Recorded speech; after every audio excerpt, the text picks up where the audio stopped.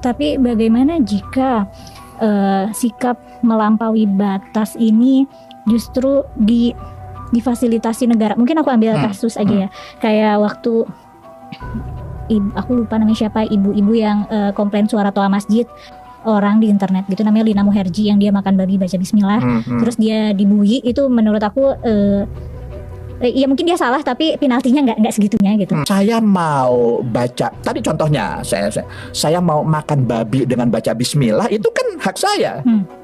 Betul, tapi itu di wilayah ruang imani sebenarnya. Mungkin kasih contoh konkretnya, waktu itu tuh pernah ramai ada yang bilang bahwa berhubungan badan sebelum menikah itu bisa jadi boleh mengacu pada. Assalamualaikum warahmatullahi wabarakatuh. Masih kembali di channel saya. Tentunya kita sudah mendengarkan bagaimana pertanyaan ini diajukan kepada Bapak Lukman, mantan Menteri Agama. Menurut saya ini pertanyaan recehan yang gak harus ditanyakan, karena dia sudah tahu jawabannya dan sudah tahu alasannya. Yang pertama itu adalah toa masjid itu terlalu berisik. Yang kedua, ketika ada orang makan babi mengucapkan bismillah, kenapa harus dipenjarakan? Dan seperti yang kita ketahui dari Kumela ini, di mana dia mengakunya pernah mondok, hafal Al-Quran 30 juz dan pernah jadi guru ngaji juga.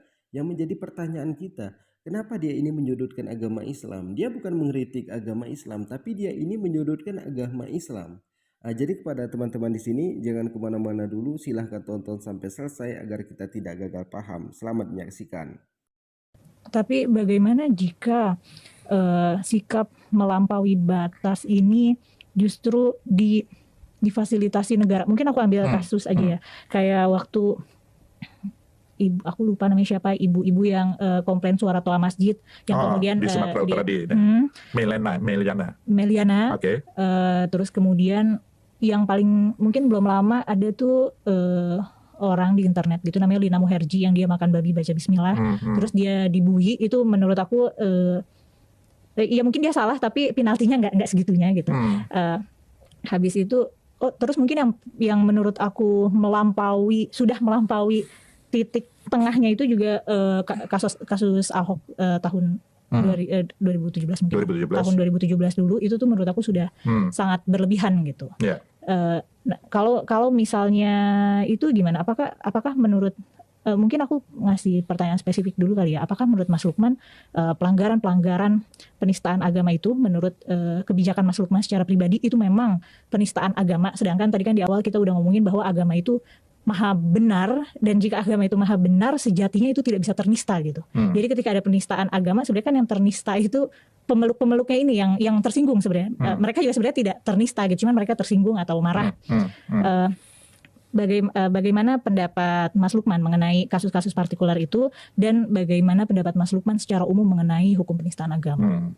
Ya, waduh, ini pertanyaannya sangat mendalam dan mendasar. Ini penjelasannya bisa berjam-jam. Saya khawatir nggak cukup durasi kita. Tapi begini, karena ini terkait dengan beragama di wilayah internum dan di wilayah eksternum.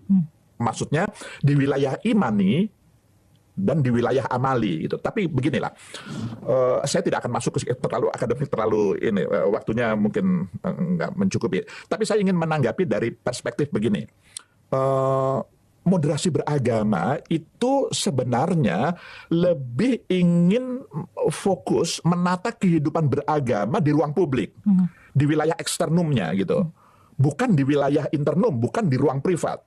Karena ruang privat itu masing-masing kita tanggung jawabnya kepada Tuhan kita. Itu wilayah yang nggak bisa diintervensi oleh siapapun juga. Wilayah internum, wilayah imani. Saya mau beriman kepada siapa, saya mau beriman atau tidak beriman dulu, itu kan nggak ada orang yang bisa memaksa saya, karena atau ini ada di berimannya musiman gitu. Atau, saya mau bermazhab apa, saya mau memilih sekte apa, saya mau milih amaliyah ubudiyah, tata cara peribadatan ritual yang seperti apa, kan nggak ada yang bisa mengintervensi. Negara sekalipun nggak bisa mengintervensi. Dan moderasi beragama tidak masuk di wilayah ini, tidak gitu. Moderasi beragama sangat fokus di wilayah eksternumnya, di ruang publik. Mengapa ruang publik? Karena ini ruang bersama, milik kita semua yang beragam-ragam itu. Maka ruang bersama yang beragam-ragam, fahamnya, imannya, tata cara peribadatannya, dan seterusnya, ini harus dijaga kemoderatannya. Jangan ada yang ekstrim di wilayah bersama ini, karena ini wilayah punya kita semua nih. Maka harus resiprokal, harus saling kedua belah pihak. Misalnya, saya mau baca, tadi contohnya, saya mau makan babi dengan baca bismillah, itu kan hak saya. Betul, tapi itu di wilayah ruang imani sebenarnya. Itu. Tapi kalau Anda lakukan itu di ruang publik, ada publik nih yang punya pemahaman yang nggak sama dengan kita. Ada faham yang mayoritas difahami oleh sebagian besar warga bangsa, ada yang tidak. Nah, maka harus kedua belah pihak harus saling menjaga, harus moderat. Dia juga harus bisa memahami lingkungannya. Apakah kalau saya beragama di ruang publik itu apakah saya mengganggu wilayah publik ini? Maka juga harus dijaga, jangan berlebih-lebihan dan jangan melampaui batas. Alhamdulillah kita sudah mendengarkan bagaimana penjelasan dari Bapak Mantan Menteri Agama ya, Bapak Lukman. Jadi kalau menurut saya pertanyaan-pertanyaan ini nggak usah ditanyakan lagi. Kenapa? Karena mereka sudah tahu jawabannya, sudah tahu alasannya. Pertama di sini kan tentang tua masjid. Beberapa tahun yang lalu memang ada mengkritik tentang tua masjid, di mana dia mengatakan tua masjid ini terlalu berisik. Jadi ketika mereka tinggal di negara Islam, itu yang harus mereka sadari, bermayoritas Islam. Pasti ada berisik di setiap 5 waktu. Bagi mereka non-muslim itu berisik, tapi bagi kita muslim itu merupakan suara terindah yang ada di dunia ini. Tapi ketika kita tinggal di negara bermayoritas Kristen, sama juga, mereka juga itu punya ibadah juga. Coba kalau tetangga kita keliling Kristen, ketika mereka meneriakkan Tuhannya ininya, ya pasti kita merasa berisik juga. Tapi itu harus kita tahankan. Kita itu risiko kita tinggal di negara bermayoritas Kristen. Sama juga seperti mereka. Itu risiko mereka tinggal di negara bermayoritas Islam. Artinya apa? Mereka juga mau menyanyikan Tuhannya, mungkin di dalam gerejanya mau pakai toa, ya nggak masalah, pakai aja. Kita nggak merasa bising kok itu ibadah dia, kita juga itu ibadah kita. Yang harus kita jaga itu, kita itu jangan mau diadu domba dengan orang tertentu. Selama ini apa? Kita itu diadu domba sama orang-orang tertentu. Yang dapat untung mereka, yang dapat ruginya Islam dan Kristen. Yang kedua, mengucapkan apa bismillah ketika makan babi itu kenapa harus dipenjarakan? Jadi begini Mbak Kumela yang sangat terhormat ya. Itu kan dilarang di dalam Islam. Jangankan untuk memakannya, untuk menyentuhnya pun itu dilarang. Dan seperti yang kita ketahui, itu kan tetap diharamkan. Jadi pertanyaan-pertanyaan ini nggak usah lagi diajukan di depan publik, karena ini hanya membuat heboh.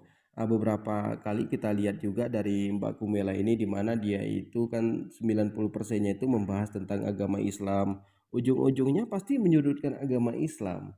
Jadi janganlah dia adu domba antara Islam dan Kristen ini, karena orang yang mau mengadu domba itu orang yang punya tujuan tertentu. Ada tujuan tertentu di balik ini. Jadi kepada teman-teman di sini, terima kasih sudah menonton. Assalamualaikum warahmatullahi wabarakatuh.